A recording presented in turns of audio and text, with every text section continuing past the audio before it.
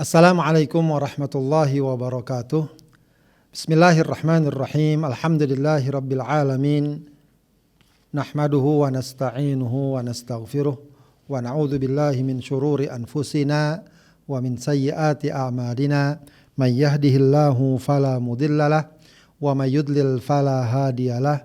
Asyhadu an la ilaha illallah wahdahu la syarikalah wa ashhadu anna Muhammadan abduhu wa rasuluhu la nabiyya ba'dah. Allahumma fasalli wa sallim wa barik ala sayyidina wa habibina wa syafi'ina wa maulana Muhammadin wa ala alihi wa ashabihi wa man tabi'ahum bi ihsanin ila yaumiddin, amma ba'd. Sahabat Edream di mana saja berada, alhamdulillah kita berjumpa kembali dalam program kita Kajian Islam. Ya, mudah-mudahan kita selalu berada dalam ridho Allah, perlindungan Allah, keberkahan Allah Subhanahu wa taala, dan juga selalu semangat untuk memahami, mendalami, mempelajari ajaran Allah dan termotivasi untuk melaksanakan dan mengamalkan ajaran Allah Subhanahu wa taala dalam kehidupan kita sehari-hari. Baik, sahabat Edream yang dimuliakan Allah Subhanahu wa taala, pada kesempatan ini kami akan menyampaikan satu tema tentang 4 pertanyaan yang berdasarkan hadis Rasulullah Sallallahu Alaihi Wasallam akan menjadi 4 pertanyaan pertama di akhirat. Ya, jadi sebelum kaki seorang melangkah nanti di hari kiamat, maka mereka akan ditanya 4 pertanyaan ini. Nah, 4 pertanyaan ini sebenarnya bukan sekedar nanti bagaimana kita bisa menjawab, tapi bagaimana kemudian dari pertanyaan-pertanyaan ini akan memberikan pengaruh dalam kehidupan kita di dunia sekarang. Sebab seberapa besar kita mampu menjawab pertanyaan-pertanyaan tersebut, ya tentu bukan sekadar mampu dan benar, itu sangat ditentukan oleh bagaimana kehidupan kita di dunia ini. Bagaimana dengan 4 pertanyaan tersebut? Ya, mari kita simak hadis Rasulullah Sallallahu Alaihi Wasallam ya terkait dengan perkara ini. Ya. Hadis ini diriwayatkan oleh At-Tirmidzi dan dia menyatakan hadis ini dinyatakan sebagai hadis yang sahih. Ya, dia mengatakan haddatsana Abdullah bin Abdurrahman akhbarana Al-Aswad bin Amir haddatsana Abu Bakar bin Ayyash anil A'mash an Sa'id ibni Abdullah ibni Juraih an Abi Barzah al-Aslami qala Rasulullah sallallahu alaihi wasallam. Jadi At-Tirmidzi menyebutkan silsilah sanadnya, ya, kata dia telah menyampaikan kami dari Abdullah bin kepada kami Abdullah bin Abdurrahman, lalu Abdullah bin Abdurrahman mengatakan telah menyampaikan kepada kami Al-Aswad bin Amir, lalu dari Abu Bakar bin Ayyash, lalu dari A'mash, lalu dari Sa'id bin Abdullah bin Juraih, dan kemudian dia juga mendapatkannya dari Abi Barzah al-Aslami, dan ini seorang sahabat. Ya, lalu dia berkata, Rasulullah sallallahu alaihi wasallam, Rasulullah bersabda, la tazulu qadama 'abdin yaumal qiyamah hatta yus'ala an umrihi fima afnah wa an ilmihi fima fa'al wa an jismihi fima ablah wa an malihi min aina iktasabahu wa fima anfaqahu. Rawahu Tirmidzi fi sunanihi. Ya, Rasulullah SAW bersabda, ya, kedua kaki seorang hamba tidaklah beranjak dari tempat hisabnya pada hari kiamat hingga ditanya, ya, mengenai umurnya, untuk apa dia habiskan, ilmunya, apa yang telah dia lakukan dengan ilmu tersebut, jasadnya, untuk apa dia gunakan, dan hartanya dari mana dia peroleh dan dalam hal apa dia belanjakan. Ya. Hadis riwayat Ibnu Hibban juga ternyata selain Tirmidzi, ya, juga diriwayatkan oleh At-Tirmidzi. Ya, baik. Sahabat Edream yang dimuliakan Allah Subhanahu wa taala, dari hadis ini ya dapat kita simpulkan, tentu saja berdasarkan pemahaman para ulama, ya, bahwa akan ada, ya, 4 pertanyaan yang ditanya kepada seorang hamba. Coba kita perhatikan satu demi satu kalimat-kalimat yang terdapat dalam hadis Rasulullah Sallallahu Alaihi Wasallam ini. Rasulullah mengatakan, la tazulu qadama abdin yaumal qiyamah hatta yus'al. Sebelum kedua kaki seorang hamba melangkah di hari kiamat, dia akan ditanya. Ya, maka dari penggalan hadis ini ya, ada beberapa poin-poin penting yang hendaknya kita renungkan, ya, kita sadari dan juga mestinya kita jadikan sebagai patokan dalam kehidupan. Pertama, hadis ini memberikan satu pesan dan makna bahwa hidup ini Allah ciptakan bukan iseng atau main-main, tapi dengan misi dan tujuan yang sangat jelas. Ya, jadi kalau boleh kita katakan hidup ini adalah sebuah proyek besar, ya, yang tidak bisa kita semau-maunya iseng. Kalaulah sekarang misalnya ada sebuah proyek besar, proyek raksasa, maka tidak mungkin proyek tersebut dilakukan semaunya, semau dia, entar bagaimana terserah, tidak. Tapi proyek itu akan sudah dipersiapkan dengan matang, programnya, acuannya, SOP-nya dan seterusnya. Dan pastinya nanti akan ada pertanggungjawabannya, akan ada auditnya, akan ada diperiksa sana sini. Ini benar enggak soal ini laporannya benar atau tidak dan seterusnya. Nah, hidup kita tuh seperti itu kurang lebih. Allah telah tetapkan kehidupan kita ya dalam surat Al-Mulk sebagaimana yang sering kita baca, huwallazi khalaqal mauta wal hayata liyabluwakum ayyukum ahsanu amala. Maka diciptakanlah kita manusia dengan sebaik-baik bentuk, diberikan kita akal pikiran, pendengaran, penglihatan. Untuk apa? Agar kita bisa menangkap dan menyerap ya ajaran-ajaran, pesan-pesan ya dan nilai-nilai yang Allah ajarkan. Maka kemudian Allah turunkan apa lagi? Para rasul. Allah turunkan lagi kitab-kitabnya agar menjadi panduan, agar para rasul menyampaikan dan menjadi teladan. Ini artinya hidup yang ya boleh kita bilang serius. Ya, maka setiap kita harus benar-benar dengan cermat memperhitungkan dan menjalankan kehidupan ya sesuai aturan, sesuai acuan, jangan keluar dari ketentuan dan aturan. Kenapa? Karena kita akan ditanya. Kalaulah kita tidak ditanya mungkin bisa saja kita masa bodoh. Kita akan ditanya. Bayangkan ya di dunia saja sebuah proyek, sebuah program ketika kita sadar bahwa kita akan ditanya nanti. Ya, dan ketika pertanyaan itu disampaikan kita akan berada dalam posisi yang sangat menggetarkan. Itu manusia apalagi di hadapan Allah Subhanahu wa ta'ala. Maka kesadaran ini harus kuat. Ya, sehingga dengan begitu langkah-langkah kita akan terarah, terkendali, ya, efektif, begitu ya. Tidak banyak kesia-siaan, tidak banyak hal-hal penyelewengan, kemunkaran.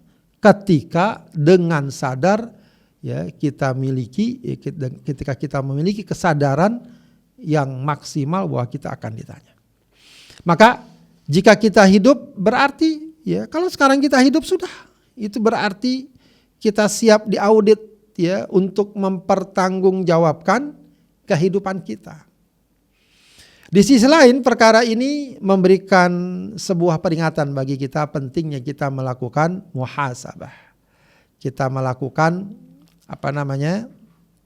perhitungan dini ya, sebelum akhirnya kita diperhitungkan dengan detail dan adil. Ya, maka dalam dunia ini sering-seringlah kita menanyakan diri kita. Ngapain aja kamu selama ini? Apa yang sudah dilakukan? Apakah yang dilakukan ini benar atau salah? Ya, itu harus pandai kita melakukannya. Baik, dalam Al-Quran sendiri ya, kita sudah diingatkan ya surat At-Takatsur ayat 8. Tsumma latus'alunna yauma idzin 'anin na'im. Kemudian kamu pasti akan ditanya pada hari tentang kenikmatan yang Allah berikan.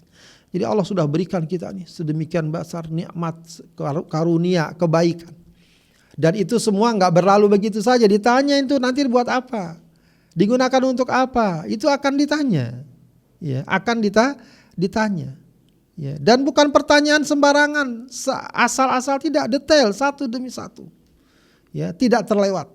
Tidak terlewat. Maka Umar bin Khattab radhiyallahu an ya mengingatkan kepada kita, hasibu anfusakum qabla an tuhasabu. Hitunglah dirimu sebelum kalian dihitung. Wazinu anfusakum qabla an tuzanu. Dan timbanglah diri kalian sebelum ditimbang. Ya, fa innahu ahwanu alaikum fil hisabi ghadan an tuhasibu anfusakumul yauma. Karena kalau kalian ya sekarang sudah menghisap diri kalian, maka insya Allah ya nanti akan membuat hisap kalian jadi mudah. Ya memang kalau kita bandingkan saja dengan kehidupan dunia kan enak. Ya, kalau misalnya yang paling gampang ya, kita ingin berangkat ke luar negeri, kita sudah tahu nanti di imigrasi akan ditanya, akan diperiksa dan seterusnya.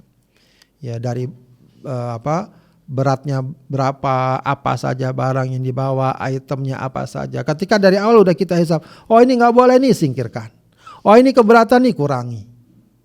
Maka nanti ketika kita di imigrasi ditanya atau diperiksa tidak terlalu sulit karena sudah memenuhi kriteria. Tapi kalau kita nggak peduli, kita masukin aja semua barang, ada yang bawa saja semua, ternyata sampai di imigrasi, oh ini nggak boleh, wah ini membahayakan, lalu kemudian kita diinterogasi dan akan menyulitkan. Ya, jadi itu gambaran yang sederhana. Di akhirat juga begitu. Ketika di dunia kita penuh dengan perhitungan, penuh dengan evaluasi. Ya, maka sebagaimana Umar mengatakan, fa innahu ahwanu alaikum fi hisabi ghadan an tuhasibu anfusakumul yauma wa tazayyanu lil ardil akbar yauma idzin tu'raduna la takhfa minkum khafiyah. Ya, dan bersiap-siaplah, berhiaslah ya di hari di mana semua dipaparkan, diperlihatkan ya, tidak lagi ada yang disembunyikan. Maka ketika kita misalnya ya mau tampil di depan umum segala macam, pastinya sebelumnya kita sudah siap dandan berhias, jangan sampai di depan umum baru kita berhias ya, kan jadi memalukan ya. Tapi kalau dari awal kita sudah mematut diri baik-baik, lalu nanti di saat semua amal kita dibentangkan ya, itu kalau bahasa orang Depok tuh dijembrengin ya, diperlihatkan ya, maka kita tidak kecewa, kita tidak sedih, kita tidak malu, karena sejak awal kita sudah menghias diri kita, mempersiapkan diri kita tentu dengan amal soleh. Baik, kemudian apa saja pertanyaan yang akan disampaikan? Pertama, sebagaimana kata Rasulullah, an umrihi fima afnah, umurnya untuk apa dia habiskan. Sahabat yatim yang dimuliakan Allah Subhanahu wa taala, pertanyaan tentang umur hakikatnya adalah pertanyaan tentang waktu. Kenapa? Karena umur kita tak lain merupakan kumpulan waktu. Ya, dari menit ke menit, dari jam ke jam, dari hari ke hari, pekan ke pekan, bulan ke bulan, dan tahun ke tahun. Ya, maka ketika akan ditanya umur kita untuk apa kita habiskan, itu sebenarnya adalah peringatan, teguran, nasihat, dorongan agar kita benar-benar menggunakan waktu sebaik-baiknya, semaksimal mungkin, seefektif mungkin, ya, sepositif mungkin. Ya, baik urusan dunia atau urusan akhirat. Ya, jangan terlalu banyak habiskan waktu kita untuk hal yang remeh-temeh, yang tidak ada nilainya, apalagi kalau sampai kepada kemaksiatan, kemunkaran. Nah, itu berat ya. Sebab apa? Sebab juga waktu termasuk nikmat yang sangat besar, bahkan paling besar. Namun memang sering diabaikan. Ya, padahal waktu nikmat yang sangat besar. Ya, bahkan nikmat yang lain ini, nikmat-nikmat yang lain itu tergantung dengan nikmat waktu. Kalau waktunya udah nggak ada, ya udah nggak bisa dinikmati. Orang kaya dengan harta yang luar biasa, istri cantik, makanan tersedia apa saja, tiba-tiba Allah cabut ajalnya. Sudah, seketika dia tidak bisa menikmati apa yang dia miliki. Ya. Artinya apa? Nikmat waktu sesungguhnya adalah sarana bagi kita untuk bisa menikmati nikmat yang lainnya. Makanya dalam hadis riwayat Bukhari, Rasulullah mengatakan, ni'matani maghbunun fihi ma katsirun minan nas, as-sihhatu wal faragh. Ada dua nikmat yang banyak manusia tertipu, terpedaya, yaitu nikmat kesehatan dan nikmat waktu senggang. Maka kembali kita ingatkan diri kita untuk betul-betul ya memanfaatkan waktu-waktu yang ada untuk kebaikan, untuk amal soleh, dan minimal sekali jangan gunakan waktu kita untuk kemaksiatan dan kemunkaran. Ya, itu akan menghadapi pertanyaan yang berat, ya, pertanyaan yang merugikan kita. ya, yang justru akan membawa kita kepada kesengsaraan.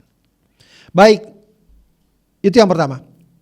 Yang kedua, apa? Wa an ilmihi fima fa'al.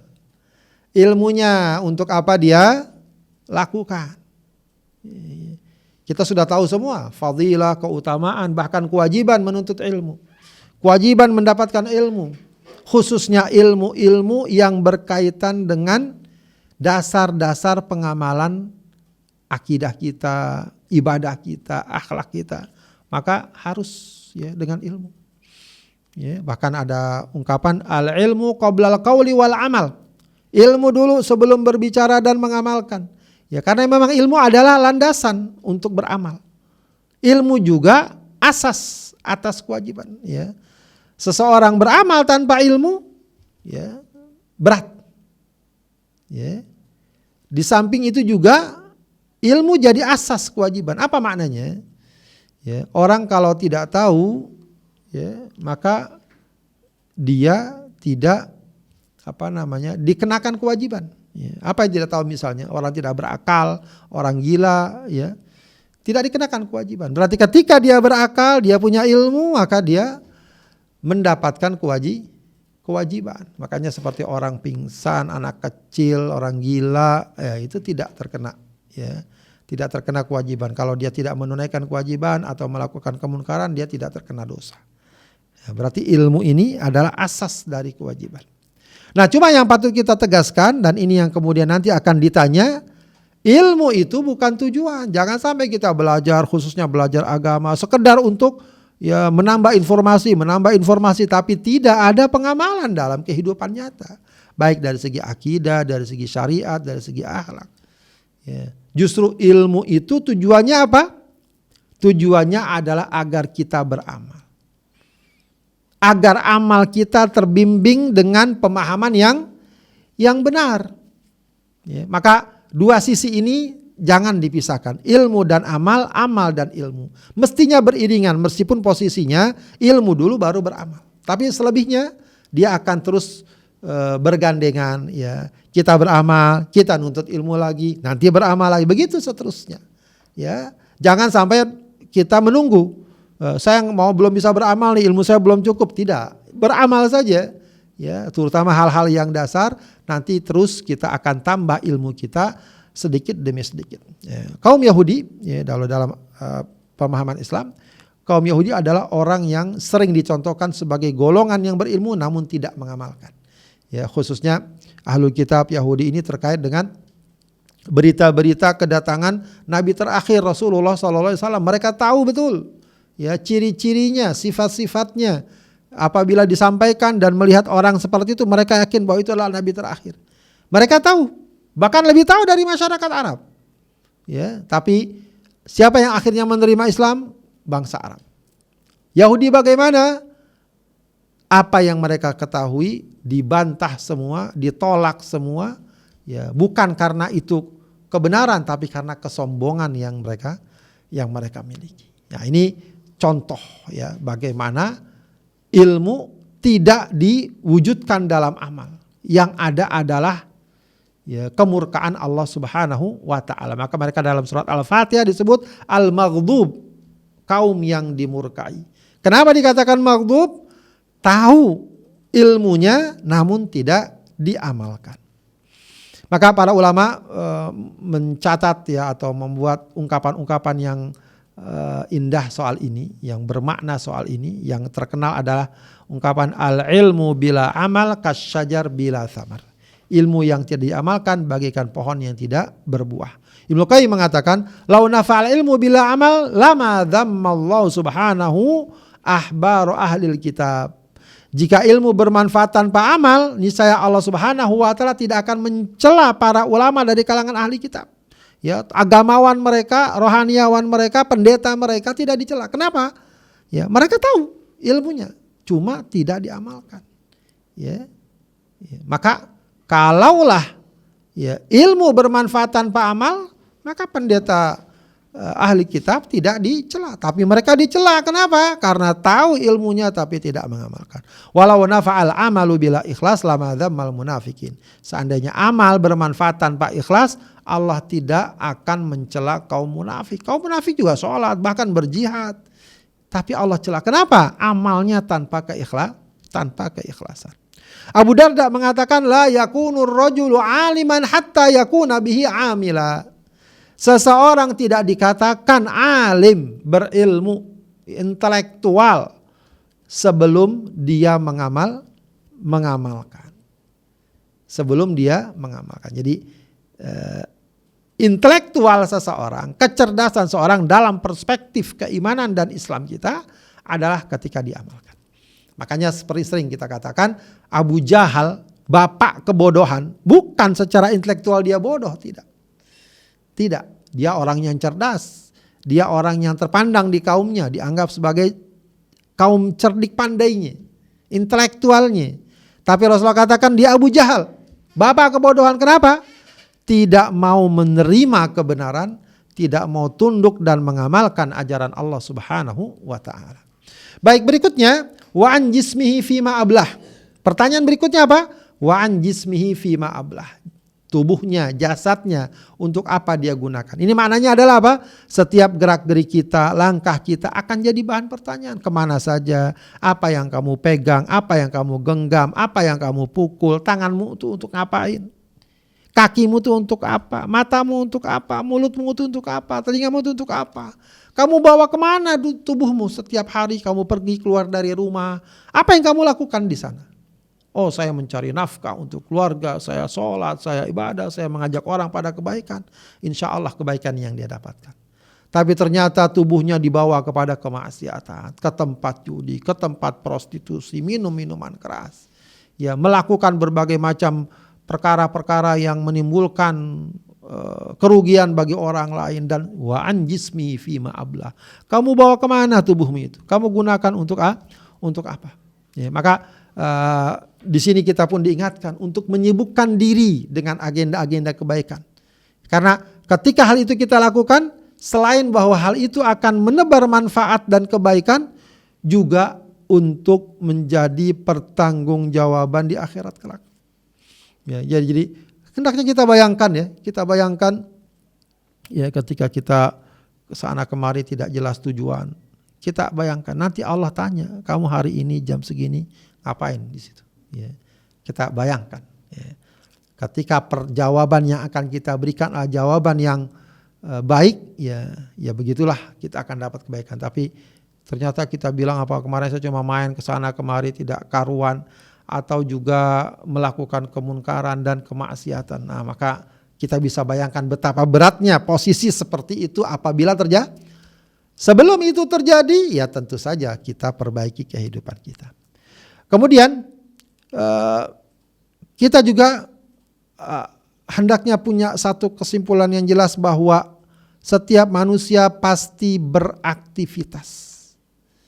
Ya, tinggal pertanyaannya aktivitasnya apa? Gitu ya.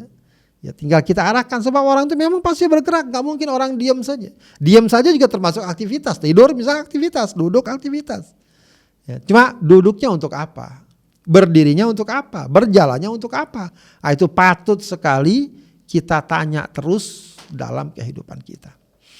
Dalam surat Al-Insyiqaq ayat 6 Allah Subhanahu wa taala mengingatkan, ya ayyuhal insanu innaka kadihun ila rabbika kadhan famulaki. Hai manusia, sungguhnya kamu telah bekerja dengan sungguh-sungguh menuju Tuhanmu. Artinya manusia apapun yang dia lakukan dia sebenarnya letih, capek, tapi ujungnya akan menghadap Tuhan. Ujungnya ke sana. Famulaki, ya. Maka kalian akan bertemu dengan Allah. Ada juga yang mengatakan bertemu dengan hasil dan akibat dari amal kalian. Ya, jadi jangan merasa ya kita berat melakukan kebaikan karena capek, letih, banyak ujiannya, banyak tantangannya, banyak godaannya, melelahkan, capek dan seterusnya. Lalu akhirnya apa? Kita tinggalkan itu ketaatan. Padahal dimanapun hidup kita pasti akan letih. Memangnya kalau kita nggak sholat, nggak puasa, udahlah kita jalan sana, jalan sini, nonton pertunjukan sana. Emangnya nggak capek? Capek juga. Maka banyak orang bilang setelah melewati berbagai macam perjalanan kehidupan, dia bilang capek saya kalau begini terus. Ya, padahal Apa yang selama ini mereka lakukan biasanya tampak dari luar sebagai apa? Hiburan, kesenangan. Tapi akhirnya apa? Mereka bilang capek. Nah, itu betul, bagus tuh. Kalau capek dari kemunkaran dan kemaksiatan. Kenapa? Karena akhirnya akan bertemu dengan Allah. Baiknya ditinggalkan. Tapi kalau capek, ya, letih karena taat dan ibadah, sebaiknya disabari. Kenapa? Akhirnya nanti kita akan bertemu Allah. Dan kita bisa jadikan sebagai laporan kita. Ya Allah, saya begini. Ya, betapa indahnya ketika kita laporkan atau ketika kita ditanya, apa yang kamu lakukan? Dahulu saya mengajar TPA pagi, pulang pagi, sore, malamnya bersama keluarga, paginya berangkat lagi. Ya betul, tiap hari begitu sampai Sabtu Ahad, Sabtu saya sama keluarga silaturahmi dan seterusnya. Enak kalau seandainya pertanyaan wa an jismi fima ablah, lalu kita jawab saya melakukan ini, melakukan itu, berbuat ini, capek sampai sore sampai malam, dan itu agenda kebaikan semua. Ya. Tapi kalau yang terjadi sebaliknya, ya kita tidak membayangkan bagaimana ya susahnya, bagaimana tertekannya ketika kita bilang saya kemarin ke sana kemari untuk menjatuhkan si fulan, untuk memfitnah, untuk minum minuman keras, untuk berduaan dengan si dia yang bukan istri saya dan seterusnya. Ya, akan berat sekali ketika hal itu terjadi. Kemudian pertanyaan terakhir apa? Wa an malihi min aina iktasabahu wa fima anfaqah. Ya, hartanya. Min aina iktasabahu wa fima anfaqah. Dari mana dia peroleh dan untuk apa dia belanjakan. Ya, ini pertanyaan keempat. Kalau tadi semua 1, 2, 3 pertanyaan tentang pertanyaan tentang umurnya, pertanyaan tentang ilmunya, pertanyaan fisiknya, tubuhnya, itu 1. Tapi harta pertanyaan 2, dari mana dia peroleh dan dalam hal apa dia belanjakan.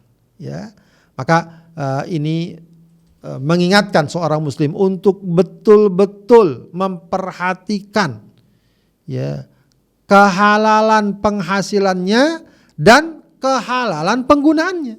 2, ya, bukan cuma 1. Pertama, dari mana uangnya itu? Dari mana uangnya? Oh, alhamdulillah dari kerja kami seharian ini dapat upah sekian, alhamdulillah. Oh, karena kami menjual ini dengan cara yang baik, alhamdulillah. Tapi kalau ternyata uang tersebut karena menipu, ya, atau praktek-praktek transaksi haram, ya, karena riba, karena ada judi dan seterusnya. Itu berat. Itu perkara yang sangat berat. Ya, apalagi kalau sudah berkaitan dengan hak orang lain. Ya, hak orang lain kita ambil, kita gunakan, kita pakai untuk berfoya-foya. Padahal di sana ada orang yang menderita gara-gara kita. Ya, bayangkan hak orang-orang miskin kita potong, kita ambil walau sedikit. Hak mereka berkurang, kita yang bersenang-senang. Sesaat saja di dunia kita bersenang-senang. Ya, tapi nanti ditanya, kamu dari mana uang ini? Kamu dari mana ini rumah yang besar, mobil yang mewah dari mana? Ya, ternyata ditelusuri ada hak orang lain. Ditelusuri ternyata ada praktek riba dan seterusnya. Maka penting sekali kita perhatikan kehalalan harta kita. Ya, jangan terpedaya dan tergoda ingin dapat harta banyak tapi dengan cara yang haram. Ya, usaha keras, bekerja keraslah untuk mendapatkan harta yang halal. Dan kalau udah kita dapatkan, katakan alhamdulillah kita dapatkan dengan yang halal. Ya, itu pun belum selesai. Kemana itu uang mau kita gunakan? Oh, kita gunakan untuk foya-foya, mubazir, beli ini dan itu dengan harga yang berlimpah ruah. Sementara banyak orang miskin yang tidak kita sedekah, yang tidak kita bantu dan seterusnya. Ya, maka ini penting kita perhatikan kemana uang itu kita gunakan. Jangan sampai uang itu jatuh ke jalan yang haram. Sebab kata para ulama, ya, uang yang jatuh ke jalan yang haram sedikit pun itu mubazir. Tapi uang yang masuk ke jalan kebaikan sebanyak apapun tidak mubazir. Ya, sedikit pun itu mubazir. Israf. Ya, dan pasti akan mendapatkan hisab yang berat. Karena itu pesan ini juga bahwa dari mana harta ini kita dapatkan, Maka kita pun harus juga punya ilmu, punya pemahaman. Ya, sebab kadang-kadang orang mengambil harta haram atau memakan harta haram karena nggak punya ilmu. Ternyata prakteknya tidak benar. Praktek kayak gini nggak benar. Dia pikir benar. Oh, kalian kalau mau dapat hadiah enggak, udahlah. Ya, bayar nih, beli ini 5.000 saja. Nanti kalian bisa dapat 1 juta, 2 juta kalau beruntung. Padahal itu judi. Itu judi. Ya. Masang undian segala macam. Kalau ada biaya yang kita keluarkan. Lain halnya kalau nggak ada biayanya, ya itu lain. Begitu ya. Nah, ini penting kita pahami itu praktek-praktek haram. Ya, kalau sekarang yang ramai itu pinjol judol, judi online. Nah, itu udah jelas haram. Ya, maka jangan kemudian ini duitnya banyak dan seterusnya. Maka pelajari itu agar kita bisa membedakan. Ya, makanya ada istilah dari para ulama, araftu syarra la li syarri walakin litawaqqihi. Aku ketahui keburukan bukan sekedar untuk mengetahui keburukan, tapi agar aku dapat terhindar dari keburukan. Maka kenali, pelajari praktek-praktek yang benar, ya mana yang benar, mana yang tidak, ya dan seterusnya. Kemudian seorang muslim juga hendaknya cermat dalam mengelola harta agar dia menjadi lahan amal soleh. Jadi harta itu dikelola bukan maksudnya sekedar harta banyak, tapi bagaimana dikelola yang benar agar jadi amal soleh. Ya, kita beli yang mahal-mahal, coba kita beli sesuatu yang kita misalnya wakafkan. Ya, kita wakafkan sebidang tanah, ternyata tanah itu dipakai untuk misalnya pesantren, masjid, sepanjang itu berlaku sampai hari kiamat, aliran kebaikan akan kita dapatkan. Begitu kalau harta dikelola dengan baik. Tapi sekedar kita senang-senang beli kendaraan harganya 1-2 miliar, ada yang sampai beli pesawat. Baik, kalau sampai dia meninggal dan begitu saja ditinggalkan, ya, akan tidak berniat apa-apa. Tapi coba kalau kita berikan kepada misalnya beasiswa seorang santri sampai dia kuliah, sampai dia pulang menjadi tokoh, betapa kebaikan yang akan didapatkan. Kesimpulannya juga adalah bahwa harta dapat menjadi ladang amal soleh yang sangat besar, tapi juga dapat menjadi penyebab hisab yang sangat berat atau azab yang sangat pedih. Jadi tinggal bagaimana kita menggunakan. Maka kita ingatkan terus bahwa terkait dengan harta, pertanyaannya adalah min aina iktasabahu wa fima anfaqah. Dari mana itu semua didapatkan dan untuk apa digunakan. Makanya juga jangankan kita, Rasulullah pun diingatkan, ya ayyuhar rusul kulu minat thayyibati wa'malu sholihah. Wahai para rasul, makanlah yang halal, yang baik-baik. Ya, makan di sini juga bukan berarti sekedar makan doang, ya. Kayak doang ya.